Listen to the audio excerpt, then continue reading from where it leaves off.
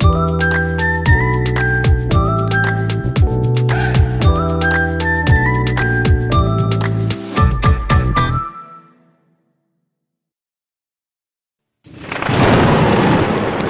minha alma, e não temas o mal. No meio do naufrágio, Deus ali está. Deus os manterá seguros e firmes. Por que esse desespero? Deus ainda vive.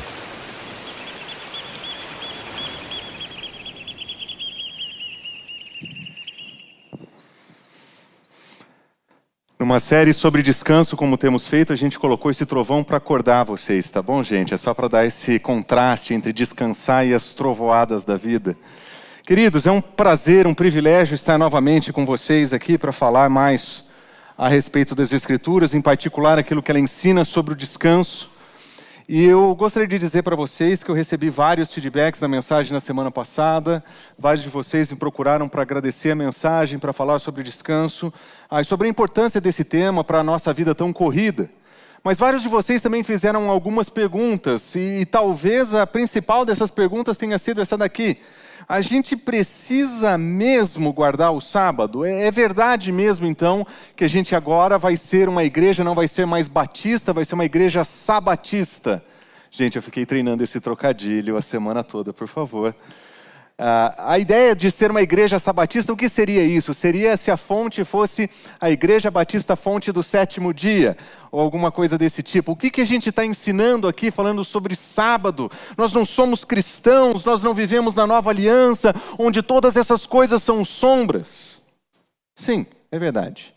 Quando nós estudamos sobre o sábado na semana passada, e vamos fazer nos próximos domingos, nós estamos olhando para um texto que foi dado pelo nosso Senhor para o povo em Israel, foi dado como uma marca da sua aliança com o povo, mas eu preciso ajudar vocês a perceberem 3 distinções que são importantíssimas quando nós falamos sobre o sábado, de uma perspectiva cristã.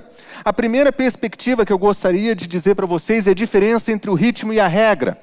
Existe uma lei no Antigo Testamento, uma regra, e via de regra nós não estamos sujeitos a essa regra. Como seguidores de Cristo Jesus, nós não estamos debaixo da tirania dessa lei. Na verdade, nós olhamos para várias leis do Antigo Testamento e nós observamos que várias delas elas não pesam sobre nós. Mas existe um ritmo divino estabelecido na criação que é para todo o ser humano, que é para toda a criação. Quando Deus estabeleceu o trabalho, Ele estabeleceu o descanso. Quando Deus estabeleceu o tempo, Ele estabeleceu um momento de descanso para nós. Quando nós olhamos o apóstolo Paulo falando sobre o assunto, ele diz o seguinte: não permitam que ninguém os julgue pelo que vocês comem ou bebem, ou pelas festividades religiosas, ou celebração da festa da lua nova, ou dos dias de sábado. Tudo isso é sombra das coisas que estavam por vir, porque a realidade se encontra em Cristo Jesus. Paulo, que estava falando com os cristãos que estavam sendo bombardeados por defensores judaizantes da lei, que diziam que eles tinham que obedecer fielmente aos sábados, tal como descrito, Paulo está dizendo: fiquem em paz, meus irmãos, isso tudo é sombra. Isso tudo é sombra, existe uma realidade muito maior. Nós seguimos a Jesus Cristo, que é o Senhor do sábado, e Ele nos ensinou que o homem foi feito para... que não é o homem que foi feito para o sábado, mas o sábado que foi feito para o homem. Existe um privilégio no sábado, existe um descanso necessário. Mas a lei, a regra, ela passou. O ritmo funciona, como nós vimos na semana passada. O ritmo de subtração, nós tiramos coisas da nossa agenda para dar espaço para aquilo que o Senhor quer adicionar nas nossas vidas. Nós tiramos o trabalho para ganhar da sua presença, nós tiramos da agitação para ganharmos do seu descanso. Esse ritmo faz parte da criação. Esse ritmo foi dado a todos nós e nós devemos desfrutar dos benefícios disso. Uma segunda distinção que talvez seja necessária é a diferença entre o legalismo e a liberdade. Nós falamos sobre leis do Antigo Testamento e via de regra, quando alguém diz nós não estamos mais debaixo da lei, nós dizemos graças a Deus nós não estamos mais debaixo daquele legalismo. Nós estamos colocados agora em um ambiente de liberdade, nós podemos desfrutar de uma liberdade que o Senhor nos dá. E de fato essas coisas são verdade. O apóstolo Paulo, quando falou a respeito dos judaizantes da região da Galácia, ele disse: permaneçam firmes na liberdade para a qual Cristo os libertou, mas não se submetam a jugo de escravidão. O que o apóstolo Paulo estava falando era o seguinte: nós não precisamos fazer dessa legislação humana, essas regras judaicas que você tem que obedecer, esse legalismo que fala que a sua intimidade com o Senhor depende da sua obediência específica a alguns mandamentos. Ele está dizendo: nós somos chamados para a liberdade em Cristo Jesus. Não andem para trás. Nós saímos desse ambiente de legalismo. Mas o apóstolo Paulo sabia que no momento que ele falasse liberdade, os cristãos transformariam isso em libertinagem. E é impressionante como nós somos assim. Tentando evitar a lei para viver a liberdade, nós erramos e transformamos as orientações divinas em recomendações, em opções que nós podemos cumprir ou não. E é impressionante como isso acontece na nossa comunidade. Por várias vezes no Sermão da Montanha, nós ouvimos o nosso Senhor Jesus Cristo apresentando o seu ensino contra esse legalismo religioso que faz das regras o modelo de vida. E nós vemos o Senhor nos apresentando a liberdade, e nós ilustramos isso dizendo: ninguém vai ser recebido na eternidade por estar presente nos cultos, por vir nas escolas bíblicas. E nós dissemos: não são esses os elementos que constroem a nossa caminhada. E a primeira coisa que nós vimos acontecer na nossa igreja foi o declínio de presença na escola bíblica, o declínio de presença no culto. Porque se não tem religião, eu não preciso fazer, então eu faço o que eu quiser. E Paulo vai dizer: não. Irmãos, vocês foram chamados para a liberdade, não usem a liberdade de vocês para dar ocasião para a carne. Existe uma libertinagem que a sabedoria bíblica nos ensina a evitar. Nós evitamos o legalismo, com certeza, mas para desfrutar a liberdade de Cristo Jesus, nós temos que evitar a libertinagem. Não é cada um faz o que quer de acordo com seus próprios propósitos. Nós ouvimos a sabedoria divina e trilhamos o caminho da liberdade, que abandona o legalismo e a libertinagem. Nós estamos vivendo com o Senhor em um mundo quebrado, e nós temos que tomar muito cuidado para que as vozes religiosas não roubem a nossa liberdade. Mas precisamos estar muito mais atentos com o nosso próprio coração pecaminoso. Porque no nosso coração pecaminoso, nós vamos destruir a liberdade que Cristo nos chamou. E quando nós dermos ocasião para a nossa carne, nós seremos escravos da nossa carnalidade.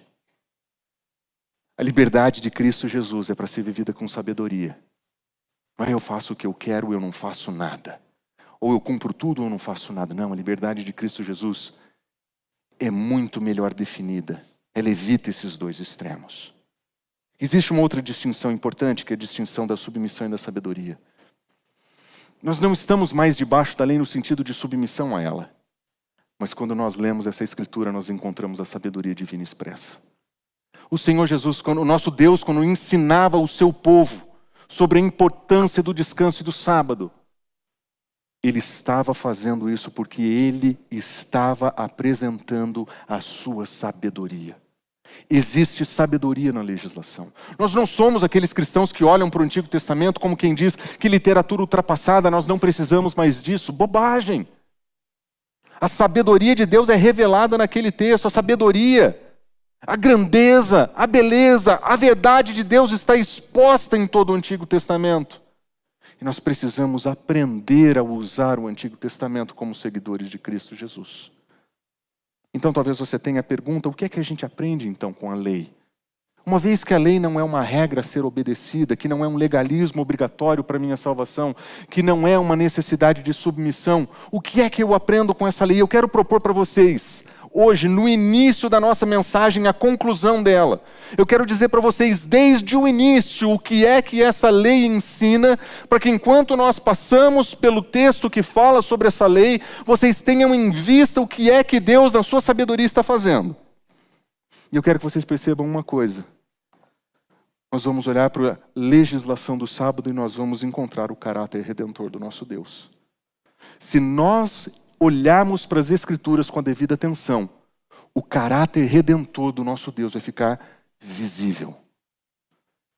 E nós vamos observar também o caráter redentor do sábado. Existe um elemento na lei do sábado expressa no Antigo Testamento, que manifesta uma sabedoria de Deus, que promove redenção para nós. Nós vamos ver o caráter redentor do nosso Deus. E nós vamos ver o caráter redentor do sábado nas nossas vidas. Por isso, nessa manhã, depois dessa longa introdução que eu fiz para vocês, com pontos que são fundamentais para a gente entender o ensino das Escrituras, eu queria convidar você a baixar sua cabeça e orar comigo. Porque nessa manhã nós vamos ouvir mais sobre o caráter redentor do nosso Deus e da sua palavra. Vamos orar? Senhor Deus, nessa manhã nós voltamos a nossa atenção ao Senhor, nós voltamos a nossa atenção à Tua palavra e nós queremos desfrutar da sabedoria nela expressa. Nós queremos, Senhor, com todas as nossas forças, prestar atenção no que o Senhor nos ensina, para que nessa manhã o caráter redentor da Tua palavra seja exposto a nós.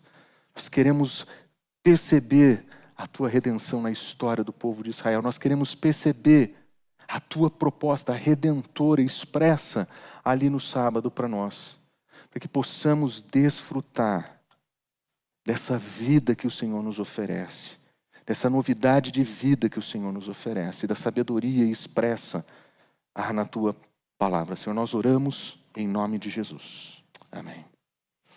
A lei apresentada nas Escrituras, ela claramente fala sobre um descanso por corpo, e todos nós precisamos disso. Na semana passada nós falamos sobre o descanso da alma, olhando para a criação e o modo como Deus cria esse ritmo divino e como Ele refrigera, Ele renova a nossa alma. Mas hoje o nosso Senhor vai nos ensinar também sobre como o nosso corpo cansado pode encontrar descanso. Nós estamos fisicamente cansados. Nós trabalhamos 5, 6, 7 dias por semana. Nós trabalhamos 40, 60, 80 horas por semana. Nós estamos exaustos. Nós somos uma sociedade da exaustão. Mas a sabedoria divina diz que existe descanso para o nosso corpo e que nós podemos desfrutar do seu descanso. E para demonstrar isso, a primeira coisa que o nosso Senhor nos apresenta na lei que nós vamos ler sobre o sábado, é que existe uma redenção da idolatria nas nossas vidas. Quando o Senhor deu a lei, os 10 mandamentos, que incluíam o sábado, o guardar o sábado, o honrar o sábado, Ele estava fazendo um trabalho de redenção da idolatria daquele povo. Pense por um momento, 430 anos de opressão, debaixo do poder de uma nação estrangeira. Os judeus cresceram em um mundo em que eles foram ensinados na maior sabedoria e tecnologia do seu período. Eles viam grandes construções, grandes desenvolvimentos, grandes obras eram feitas, todas atribuídas a deuses específicos. Cada região do Egito Antigo tinham pelo menos 9, 10, 11 diferentes divindades principais, fora divindades locais e os seus templos. Nesse lugar, todo o sucesso era atribuído a um Deus específico. Talvez o Deus da colheita, talvez o Deus que satisfaz os desejos, seja o Deus do sol, seja qual for. Esse povo, por 430 anos, viveu debaixo desse treinamento opressor. E lembre-se, quando Moisés é chamado para tirar o povo do Egito, ele fala assim, mas Deus, quando eu chegar diante deles, quem que eu digo que o Senhor é? O povo tinha esquecido quem Deus era. Eles nem se lembravam. Debaixo de opressão, 430 anos, a memória da presença de Deus já tinha ido embora. Esse povo estava servindo e sofrendo em um mundo onde a idolatria era rei. E para esse povo, o nosso Deus vai dizer o seguinte: não tenham outros deuses além de mim. Não faça para vocês nenhum ídolo na forma de qualquer coisa na terra, ou das águas ou embaixo da terra. A primeira coisa que o Senhor precisa dizer para esse povo é: eu sou Deus que tirou vocês do Egito. Vocês não vão ter nenhum outro Deus. Da mesma maneira que eu tirei vocês do Egito, agora nós precisamos tirar o Egito de vocês. E a primeira coisa que tem que ir embora é essa idolatria que vocês estão trazendo com vocês. Vocês estão saindo do Egito, mas o coração de vocês ainda está lá. Vocês estão saindo do Egito, mas a devoção de vocês ainda está presa nos deuses deles. E é exatamente o que acontece com a gente. Quando nós encontramos Cristo Jesus, a nossa vida é transformada. Quando nós encontramos a Cristo Jesus, nós vemos a nossa vida mudar por completo. Nós vemos um novo Deus, nós vemos um novo Cristo, nós vemos uma nova vida. Nós somos impactados pela grandiosidade do amor dele. E nós somos profundamente gratos a tudo que ele fez. Mas aqueles vícios do passado, aquelas idolatrias do nosso mundo, que nos últimos anos têm assolado a sua vida, eles continuam ali por perto. E ainda que nós tenhamos entregado a nossa vida a Cristo Jesus e dito que Ele é o nosso Senhor, que só existe um Deus verdadeiro, nós também estamos sendo redimidos desse mundo, mas esse mundo ainda mora em nós. O nosso Deus precisa tirar esse mundo e esse mundanismo de nós, lembrando que nós não temos que ter nenhum tipo de ídolo, nenhum tipo de divindade, nenhuma outra adoração. Nós também precisamos experimentar esse movimento redentor do nosso Deus. Nós encontramos Cristo Jesus, em Cristo Jesus nós encontramos a nossa salvação. Mas o Senhor aos poucos vem trabalhando na nossa vida, para que esse mundo de onde nós saímos também saia do nosso coração. E quando nós olhamos para esse mundo, o que é que nós encontramos nos nossos dias? Nós não temos grandes divindades. Pelo menos eu não me lembro de ninguém dizer que tem uma divindade pela qual presta o culto. Aliás, o nosso mundo secularista, naturalista, ele não reconhece sequer a existência de divindades sobrenaturais. O ateísmo secularista diz que sequer existem outros deuses nesse mundo. E é muito curioso que David Foster Wallace, ele escreve um livro chamado This is Water. E nesse livro ele diz o seguinte: porque aqui está algo mais estranho. Na verdade, nas trincheiras do dia a dia da vida adulta, na verdade não existe o ateísmo. Não existe a ideia de não adorar. Todo mundo adora. A única escolha que temos é no que adorar.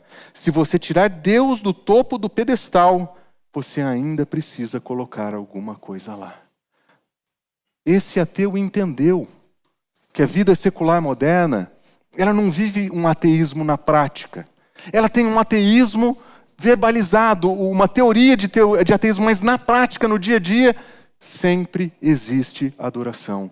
Com a remoção de Deus do pedestal da divindade, o que é que as pessoas têm colocado no lugar? E se você parar para prestar atenção, vocês vão perceber que no lugar da divindade, a idolatria do trabalho foi inserida. Nós vivemos em uma sociedade secular, capitalista. Os deuses da nossa geração são o dinheiro e o trabalho. E eu digo mais, o Deus da nossa geração é o trabalho. Porque com o trabalho nós temos dinheiro e com o trabalho nós temos sucesso. Derek Thompson é um jornalista. Ele escreveu vários artigos para diferentes revistas, mas ele escreveu um livro chamado Sobre o Trabalho. E nesse livro, esse ateu disse o seguinte: algumas pessoas adoram a beleza, outras adoram identidades políticas, outras adoram os seus filhos, mas todos adoram alguma coisa. E o workism, que é uma palavra que eu não traduzi, ele diz, está entre as mais poderosas entre as novas religiões que competem por fiéis. Workism, para ele, é a religião do trabalho. Eu pensei em traduzir como trabalhismo, mas ficou estranho. Mas a ideia é essa. Nós temos uma devoção tão grande ao trabalho que nós nos dedicamos. Nesse artigo ele fala algo muito interessante. Ele diz que agora, nessa sociedade secularista, o ser humano ele procura no trabalho tudo o que ele esperaria de Deus. Então a sua identidade precisa ser definida pelo seu trabalho, o seu propósito precisa ser definido pelo seu trabalho. Ele tem que ter um senso de segurança, um senso de identidade definido pelo seu trabalho. O trabalhismo, esse workism que ele define, é um tipo de idolatria que está no coração dos nossos dias. Faz parte da nossa sociedade. E nós estamos vivendo debaixo dessa escravidão. Na prática, muitos de nós somos assim. Nós esperamos no nosso trabalho a nossa identidade e missão. Nós esperamos que o trabalho nos dê sentido.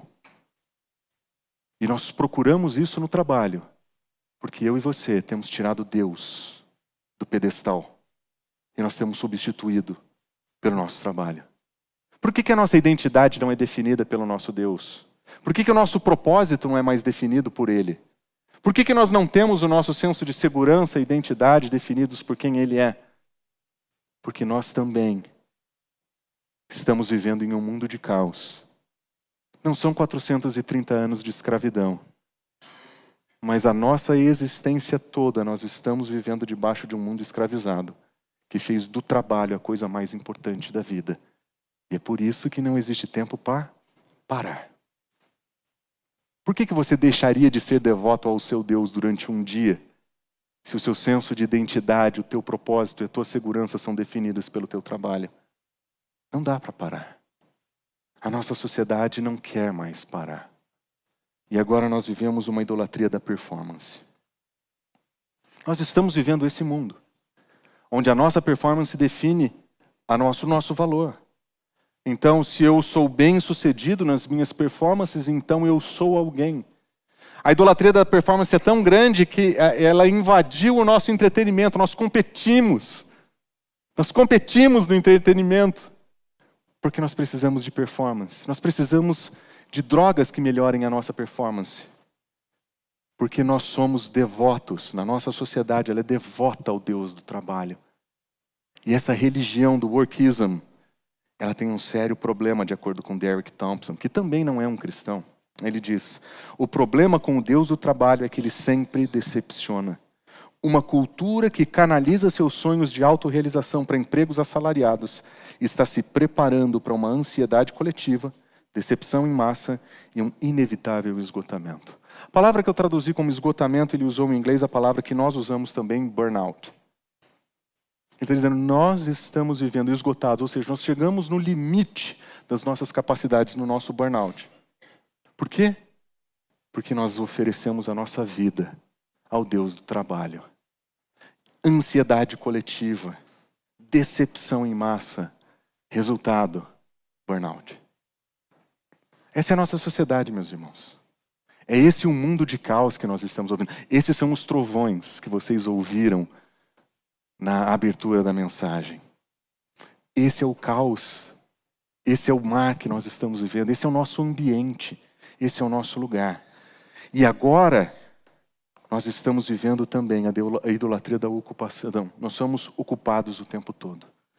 É bonito dizer eu estou ocupado, é bonito dizer eu não tenho tempo. A única resposta que você acredita que pode dar para faltar um grupo pequeno ou para deixar de vir na igreja é que você é muito ocupado. Você já viu isso? É mais nobre do que a adoração. A ocupação é mais nobre que a adoração. Que nós somos ocupados demais para fazer qualquer coisa. Anne Smith é uma outra jornalista, também não cristã. Ela conta uma história muito interessante. Ela conta uma história de como a ocupação tem acabado com a gente. Ele disse, ela cita um evento que foi feito em um seminário, um estudo que foi feito dentro de um seminário. Eles dividiram diferentes alunos em 2 grupos. Eles dividiram esse grupo entre um em que eles diziam, olha, você tem uma reunião do outro lado do campus, lá nós vamos passar todas as informações que vocês precisam, mas vão rápido porque vocês têm que chegar logo lá, vocês estão sem tempo. E para o outro grupo eles disseram a mesma coisa com uma diferença. Fiquem tranquilos, vocês têm tempo para chegar lá, nós vamos esperar até que todos cheguem para dar as informações. E para testar o que a ocupação ou falta de ocupação faria nesses alunos, no meio do caminho eles deixaram alguém caído no chão. Alguém que certamente precisava de ajuda. Eles chamaram esse estudo o estudo do bom samaritano. E o resultado que ela cita é impressionante. Ela diz, dos que tinham tempo, 63% pararam para ver como é que ele estava. Apenas 10% do outro grupo parou. Um seminarista até passou por cima da vítima para se apressar para chegar à reunião. Estar ocupado nos rouba a nossa humanidade. Quantas vezes você se viu ocupado demais para prestar atenção em alguém? Para oferecer cuidado para alguém? Eu não posso perder tempo com isso. Meu tempo é muito valioso. Essa pessoa não merece minha ajuda. Essa é a idolatria do trabalho. Essa é a idolatria da performance. Essa é a idolatria da ocupação. Nós vivemos nesse mundo e, infelizmente, muito desse mundo tem vivido dentro de nós. Nós também temos esses problemas. Por isso que quando nós olhamos para a legislação de Deus, os 10 mandamentos, nós encontramos a sua sabedoria de um Deus que quer nos tirar dessa idolatria. Ele quer nos tirar desse lugar terrível chamado idolatria. É por isso que ele inicia sua apresentação dizendo: não tenham outros deuses além de mim, não façam para vocês nenhum ídolo. Quando o nosso Senhor apresenta, o nosso Deus, ele apresenta esse princípio, ele está deixando claro que nós também precisamos abandonar as nossas idolatrias. Nós também precisamos entender que trabalho não é tudo o que existe, não é a coisa mais importante da existência. Nós também precisamos entender que o nosso trabalho não é quem define quem nós somos. Nós somos definidos pelo nosso Deus, a nossa identidade está nele, o nosso propósito está nele, não no trabalho. Nenhum outro trabalho pode dar isso para nós. Porque quando nós nos devotamos ao trabalho, nós vamos viver exaustos e cansados, e o nosso Deus está dizendo: não tenham nenhum outro Deus além de mim, e eu vou dar para vocês descanso. A sabedoria divina, desde os princípios, desde os tempos mais antigos, já está dizendo: não tenham ídolos não tenham nenhum Deus além de mim. Porque quando nós nos devotarmos a qualquer que seja o nosso ídolo, nós vamos viver exaustos e cansados, porque nenhum ídolo pode entregar o que promete. Eles sempre vão nos decepcionar. Por isso eu queria propor para vocês que quando nós estudamos a lei do sábado, eu queria que você lembrasse que Deus está redimindo o seu coração da idolatria. Quando nós entendemos a sua mensagem, está deixando claro que existem divindades em colisão no seu coração. E você precisa derrubar o altar da idolatria do trabalho da tua vida. Porque isso vai ser terrível. Mas existe um outro elemento na lei que nós vemos, que é a redenção da tirania. Não somente da idolatria de ter outros deuses, mas uma redenção de uma tirania opressora. Nós vivemos debaixo de uma tirania, igual vivia o mundo antigo. Aliás, quando nós olhamos para o mundo antigo, nós vamos observar que existe um Deus muito claramente definido no mundo antigo. Nos dias de Israel, o faraó era Deus. Ele mandava, ele desmandava, ele era poderoso, ele podia fazer o que quiser. Se você lembra da história de Israel, você sabe que eles chegaram até o Egito por causa de uma proteção divina, por providência de Deus. Deus os levou até o Egito para que eles enfrentassem a fome. Mas infelizmente, enquanto eles estavam lá, se levantou um novo rei, um novo faraó. Esse novo faraó não sabia nada sobre o povo. E ele diz o seguinte: vejam, o povo israelita é numeroso, mais forte do que nós. Temos que agir com astúcia para que eles não se tornem ainda mais numerosos. E no caso de guerra, se alinhem aos nossos inimigos e lutem contra nós. Nós temos um problema aqui. Esse povo que veio para cá, que não é o nosso povo, eles estão ficando numerosos demais. Isso é um problema, nós precisamos resolver esse problema. E a proposta deles foi a seguinte: estabeleçam, pois, sobre eles chefes de trabalho forçado, para os oprimir com tarefas pesadas. E assim os israelitas construíram para Faraó as cidades e celeiros de Pitom e Ramassés. Gente, essa é uma descrição muito triste. Porque esse povo que tinha sido levado por Deus para experimentar, para vencer a fome, agora eles estão sendo usados como máquinas de trabalho. Eles estão sendo oprimidos. A mão pesada de Faraó estava sobre eles. E uma tirania se levanta. Debaixo do poder do Faraó, todos devem trabalhar, em particular aqueles que se dizem povo de Deus. Vocês serão oprimidos. Vocês vão trabalhar para o Faraó, o Deus de vocês. E esse trabalho de opressão, ele vai aumentando à medida que o tempo passa e se torna opressão e sujeição. Pouquinho à frente nós lemos o seguinte: todavia, quanto mais eles eram oprimidos, mais numerosos eles se tornavam e mais eles se espalhavam, e por isso os egípcios passaram a temê-los e os sujeitaram à cruel escravidão. Agora não é somente trabalho forçado, agora é escravidão cruel. Eles estão olhando para aquele povo e eles estão dizendo: vocês não merecem a mesma dignidade que nós. Vocês serão rebaixados. E aqui nós vamos ver, talvez, o lado mais tirano da escravidão. Nós vamos observar que um mundo onde Faraó é Deus, a tirania é necessária. Que nós vemos o que acontece é o seguinte: tornaram-lhes a vida amarga, impondo-lhes árdua tarefa para preparar o barro e fazer tijolo e executar todo tipo de trabalho agrícola, e em tudo os egípcios sujeitaram eles à cruel escravidão. Em tudo, não somente em fazer tijolos, não somente em construir cidades, agora eles estão produzindo para o império. A tirania pegou todas as áreas da existência. E debaixo da tirania eles estão sendo forçados. E o que acontece com esse povo? Bom, acontece aquilo que nós todos tememos. Nós vemos a desumanização do próprio homem. Eu vou ler para vocês um relato. Eu vou ler esse relato que está nas Escrituras falando sobre o povo na escravidão. E eu quero que você lembre do seu chefe, não, do seu ambiente de trabalho, ok? Eu vou ler e eu quero que vocês prestem atenção. Em Êxodo capítulo 5 nós lemos o seguinte: no mesmo dia o faraó deu a seguinte ordem aos feitores capatazes responsáveis pelo povo: não forneçam mais palha para que eles façam tijolos como faziam antes, eles que tratem de ajuntar a própria palha. Em outras palavras, eu quero que eles façam o que tem que fazer, mas nós não vamos dar condições para que eles façam. Nós vamos tirar recursos deles e vamos pedir para que eles continuem fazendo. Observe, mas exijam que continuem a fazer a mesma quantidade de tijolos. Não reduzam a cota, eles são preguiçosos. Eu adoro essa expressão, não reduzam a cota. Chefe, eu estou precisando de um pouquinho mais de tempo para fazer esse trabalho que o senhor me deu. Não reduzo a cota. Eu preciso de um computador novo para fazer o que você me pediu. O problema é seu. Você não tem os recursos necessários, você é preguiçoso. Eu cheguei aqui às 5 da manhã, onde você estava? E por isso eles estão clamando que irão oferecer sacrifícios ao Deus. Olha só a ordem.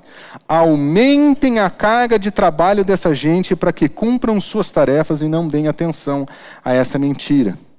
Os capatazes israelitas indicados pelos feitores de Faraó eram espancados e interrogados. Por que vocês não completaram ontem e hoje a mesma cota de tijolos dos dias anteriores?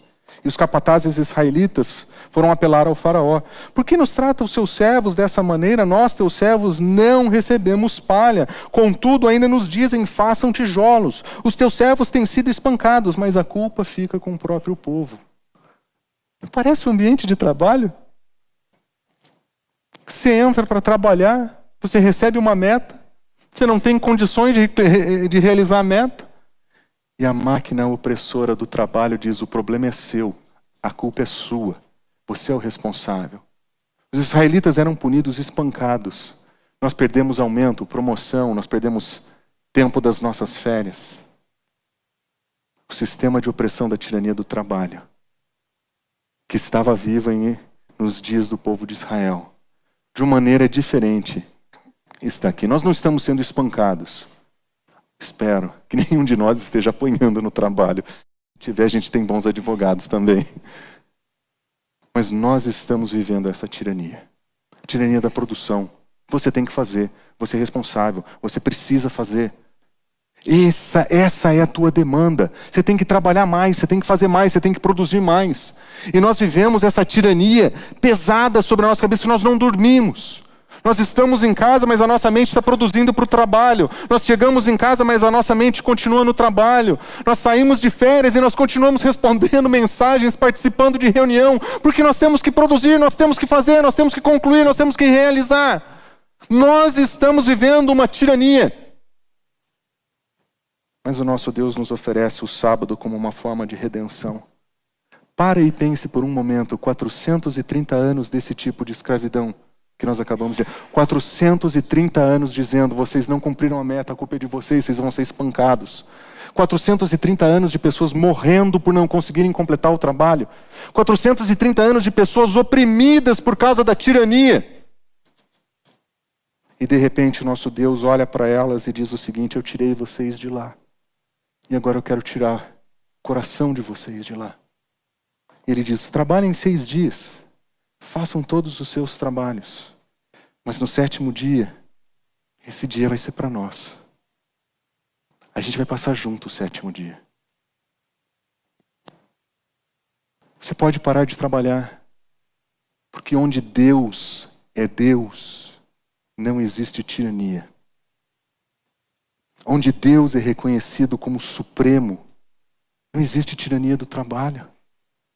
Deus não olha para os seus filhos como máquinas de guerra, como máquinas de trabalho. Nós não somos máquinas de produção. Nós somos filhos amados, redimidos, recebidos por Ele. Ele está dizendo, no sábado eu quero que você se lembre de mim. Eu quero ter tempo com você. Imagina isso no ouvido dos escravos que acabaram de sair do Egito. Aqueles escravos machucados, ralados, costas de carne viva, de tanto açoite, trabalhando sem parar por 430 anos, ouvindo o amor de Deus dizendo, trabalhem, mas descansem. Vocês precisam descansar. A gente precisa tirar a tirania da produção, porque o sábado foi feito para o homem, mas não o homem para o sábado. Estou dando para vocês o sábado, para que vocês descansem na minha presença.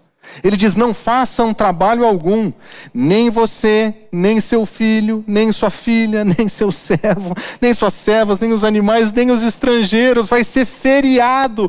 Todo sábado é feriado. Vocês não vão trabalhar. Vocês vão gastar tempo comigo. Mas por que Deus pede isso do seu povo? E a explicação que o nosso Senhor Deus dá é incrível. Ele diz, porque em 6 dias o Senhor fez a terra, o mar e tudo o que neles há, mas no 7º dia Ele descansou. O sábado foi abençoado e santificado por Deus. Vocês produziram grandiosas obras no Egito, mas eu criei o universo. No Egito vocês fizeram muitas coisas que são importantes e legais, mas nada disso se compara com toda a criação. Eu criei tudo, eu descansei, eu estabeleci um ritmo divino para a vida. E vocês precisam aprender a respeitar, seguindo o meu exemplo. A tirania de Faraó é a tirania da produção, do faça mais. O senhorio de Deus é o do trabalhe, mas descanse. Você foi feito para descansar. Você foi redimido para descansar. Você foi atraído para descansar. Quando nós encontramos a Cristo Jesus na nossa vida, Ele também nos retirou desse mundo. Ele também nos tirou da opressão desse mundo. E nós precisamos aprender que nós não precisamos viver debaixo dessa tirania. Nosso Senhor Jesus Cristo não está inventando um mundo alternativo que a gente se esconde e muda as regras do universo. Não, no meio do caos Ele está dizendo, vem para o barco e dorme comigo. Descansa. Vamos passar tempo juntos. No meio da tempestade. Onde Deus é Senhor, não existe espaço para a tirania do trabalho. Nós podemos viver no ambiente de trabalho, sem sermos devotos ao trabalho e sem vivermos a sua tirania. E nós manifestamos que nós não pertencemos à tirania do trabalho quando nós paramos. Quando nós olhamos para a máquina de produção e nós falamos, nós somos humanos. Somos iguais em valor. Nós vamos descansar. Todos, servo, estrangeiro, todos nós vamos descansar.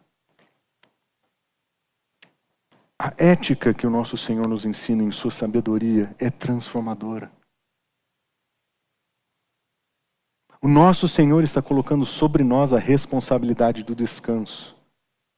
Ele está dizendo para nós que, embora nós vivamos debaixo do nosso sistema de trabalho, nós não precisamos viver debaixo da tirania que Ele oferece. Nós podemos descansar. E por fim, existe uma redenção de opressão expressa na lei que é impressionante. Em Deuteronômios, Moisés tem que voltar para o povo e repetir tudo o que ele tinha dito em Êxodo.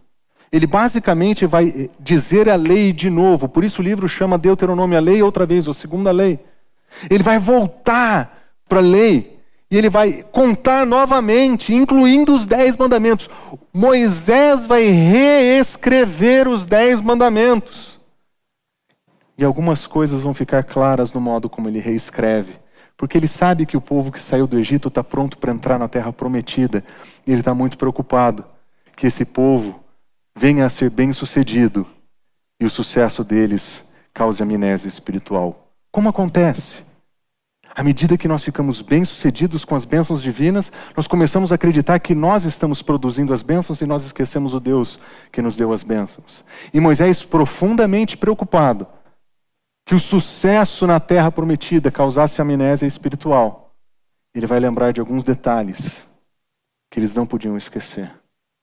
Entre eles, que eles precisavam abandonar a lógica do faraó. Eles já não estão mais debaixo de faraó, eles foram embora, eles saíram do Egito, mas a lógica de faraó podia estar dentro deles. Eles poderiam processar a vida na nova terra de acordo com os princípios e padrões da antiga terra. É como se eles vivessem essa nova realidade baseada nos padrões do mundo. Ele está dizendo, vocês precisam abandonar a lógica do faraó. Essa lógica do trabalho forçado, da opressão, tem que sumir do povo de Deus. Quando ele reconta a história, ele diz o seguinte: naquela ocasião eu fiquei entre o Senhor e você para declarar a palavra do Senhor, porque você teve medo do fogo e não subiu no monte. Então ele disse: eu sou o Senhor, o teu Deus, que te tirei da terra da escravidão. Vocês estão entrando na terra prometida, mas não esqueçam, fui eu que tirei vocês de lá. Fui eu que passei 40 anos trabalhando para purificar esse povo, para que a lógica do faraó ficasse para trás, fosse somente uma lembrança, que aquele modo de trabalho, a lógica do mercado ficasse no mercado e não no povo. Mas ele também diz que existe a necessidade de abandonar a idolatria de Faraó, e ele diz novamente: não terá outros deuses além de mim, não fará para ti nenhum outro ídolo. Abandone toda a idolatria que vocês receberam. Tudo o que vocês aprenderam, deixem isso, esqueçam essas coisas. Vocês terão somente um só Deus. Mas ele diz, vocês vão abandonar também a coerção do faraó. Existe um trabalho forçado, impositivo, desumano, desleal, que não pode existir entre vocês. E olha só como que ele apresenta a lei do sábado. É quase igual à de Êxodo. Mas tem uma diferença importantíssima. Preste atenção. Ele diz: guardarás o dia de sábado a fim de santificá-lo conforme o Senhor, o teu Deus, ordenou. Trabalharás em 6 dias e nela fará todos os seus trabalhos, mas no 7º dia é um sábado do Senhor. E ele continua: nesse dia não fará trabalho algum, nem você, nem seu filho, nem sua filha, nem seu servo, nem sua serva, nem o boi, nem o jumento, nem qualquer animal, nem estrangeiro que estiver com vocês, para que o teu servo e a tua serva descansem com você. Vocês vão oferecer descansos para aqueles que trabalham para vocês. Aquilo que Faraó nunca fez com vocês, vocês vão fazer com eles. Vocês vão fazer por eles o que vocês gostariam que Faraó tivesse feito por vocês. Vocês vão descansar. E vocês vão dizer para aqueles que estão com vocês, vocês vão descansar. E se você lembra de Êxodo, em Êxodo o nosso Senhor diz: vocês vão fazer isso porque eu criei o mundo em 6 dias e descansei. Ele fala: vocês vão seguir o meu ritmo. Mas em Deuteronômio, ele usa uma expressão diferente. A razão do descanso foi essa aqui: lembram que vocês foram escravos no Egito. A razão do sábado é para que eles lembrassem: vocês foram os escravizados. Foram vocês que trabalharam sem parar. Foram vocês que foram oprimidos. Foram vocês que viveram debaixo da tirania. Mas o Senhor te tirou de lá com mão poderosa e o seu braço forte. Por isso o Senhor, teu Deus, te ordenou que guardes o dia de sábado. O sábado se tornou lembrete da redenção. Sem opressão, sem tirania, sem idolatria. O descanso que Deus deu para o seu povo na sua sabedoria era para tirar a lógica do mercado que existia dentro deles. Era para tirar para a gente essa nossa visão de mundo, que o trabalho é supremo. É para tirar de nós a ideia de que tudo o que nós temos para fazer é trabalho, o que não é trabalho é perda de tempo. Para tirar de nós a lógica de Faraó, a coerção dos faraós dos nossos dias. Para que essa lógica do mercado que consome a nossa vida seja removida do nosso coração. E que a gente lembre, a gente era escravo, mas nós fomos redimidos. Em Cristo Jesus, nós reconhecemos o senhorio do nosso Deus. Nós reconhecemos a redenção que Ele oferece. E nós não vamos nos submeter a nenhuma escravidão, nem para a lógica do mercado. A ordem do sábado é profundamente clara em dizer: nós não precisamos viver essa idolatria, essa tirania e essa opressão. Nós não precisamos ceder à coerção dos poderes desse mundo. Nós podemos descansar. Por que nós estamos tão exaustos?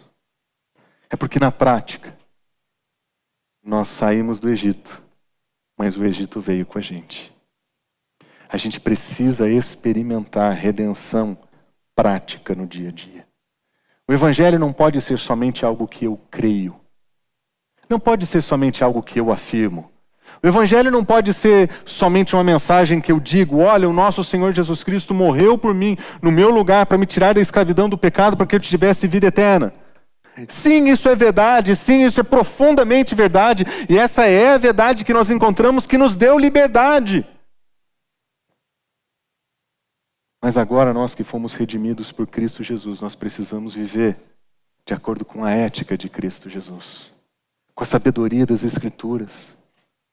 Nós precisamos identificar onde estão os nossos deuses, onde estão as nossas falsas idolatrias, que precisam sair da nossa vida para que o senhorio de Cristo Jesus seja visível. Para que a vida que o nosso Deus tem para nós seja vivida na prática. Porque em Cristo Jesus nós temos liberdade. Em Cristo Jesus nós podemos viver nas tempestades da vida e descansar.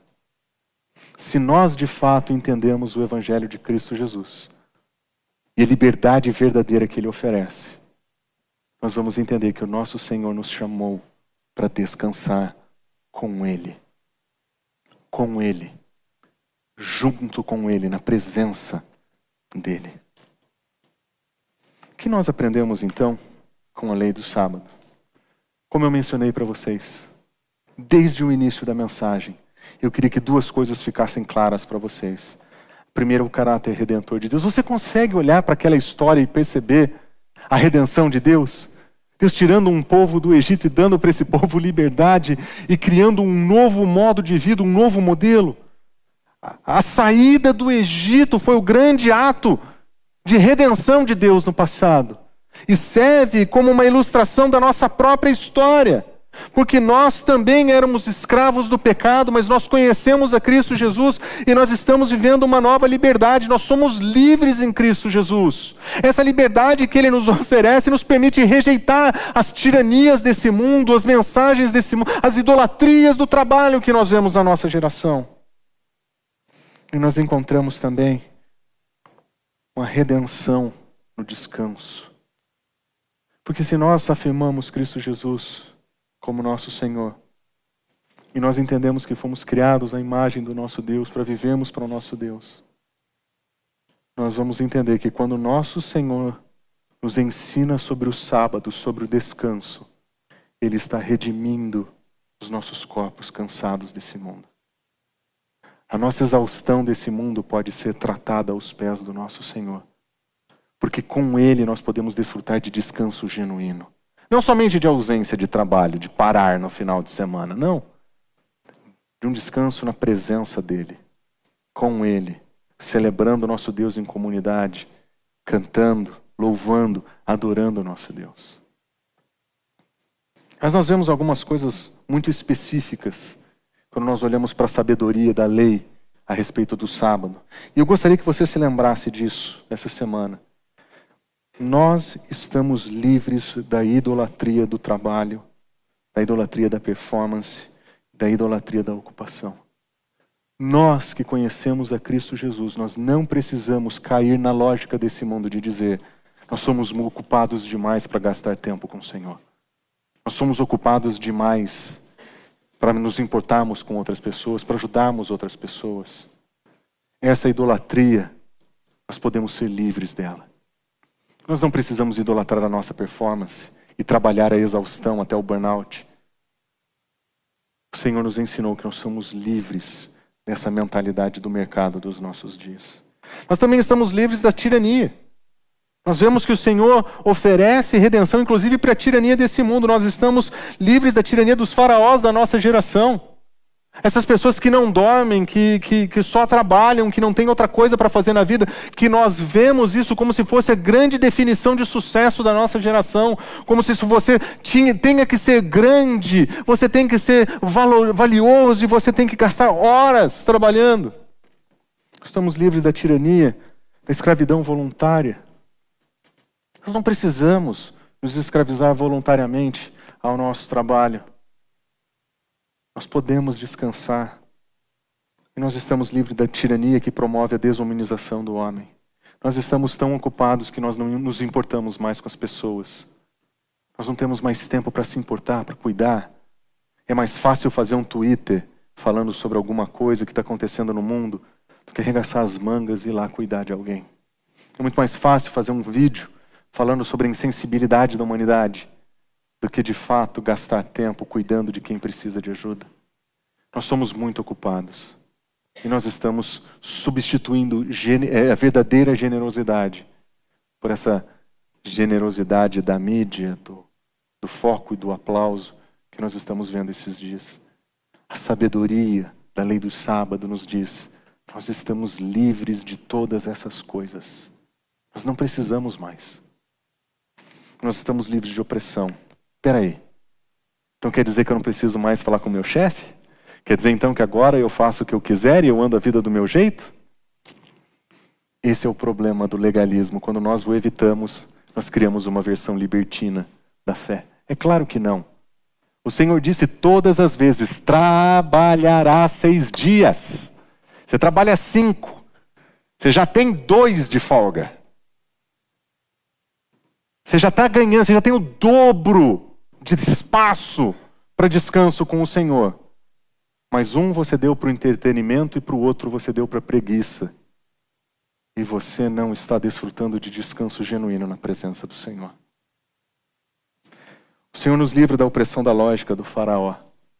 Os nossos faraós dos nossos dias mantêm a sua lógica de trabalho insano, metas impossíveis de bater, sem devido plataforma para realizar o trabalho, e você culpado pelos seus afazeres.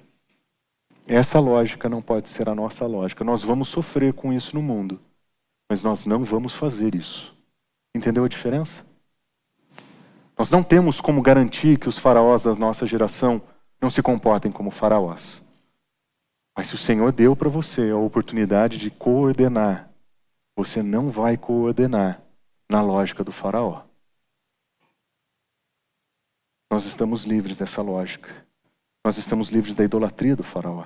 Nós não precisamos nos ajoelhar para os deuses dos super tops da nossa vida. A gente não precisa pagar a nossa dívida com eles. Estamos livres disso. Nós estamos livres da coerção deles também. Esse é o tipo de coisa que nós não vamos fazer. Nós não vamos imprimir isso no nosso trabalho. Porque essas são coisas que pertencem à lógica do faraó. A lógica do mercado é a nova lógica do faraó. Nós vamos sofrer com a lógica do faraó, mas nós não vamos implementá-la. Nós vamos trabalhar e nós vamos descansar.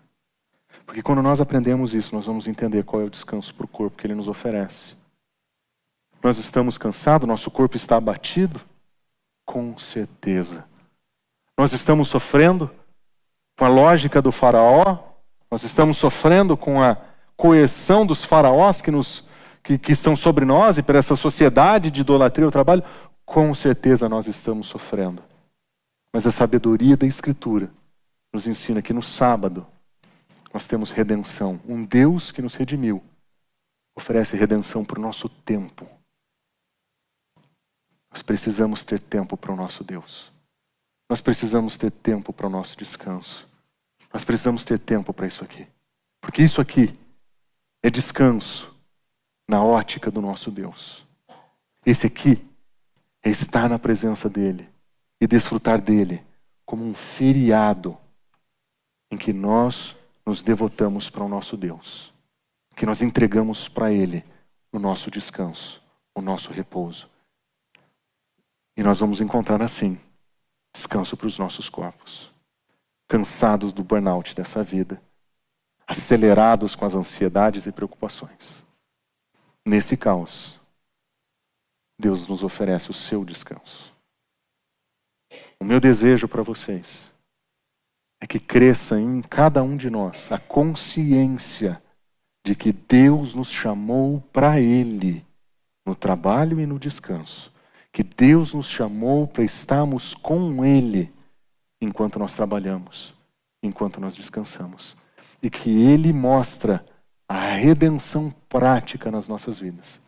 Quando nós entregamos a confiança das nossas vidas em Suas mãos e nós descansamos na Sua presença. Nas mãos do nosso Deus é que nós descansamos. Vamos orar? Senhor Deus, muito obrigado por nos ensinar a Tua palavra com tamanha clareza e muito obrigado, Senhor, pela praticidade que ela tem.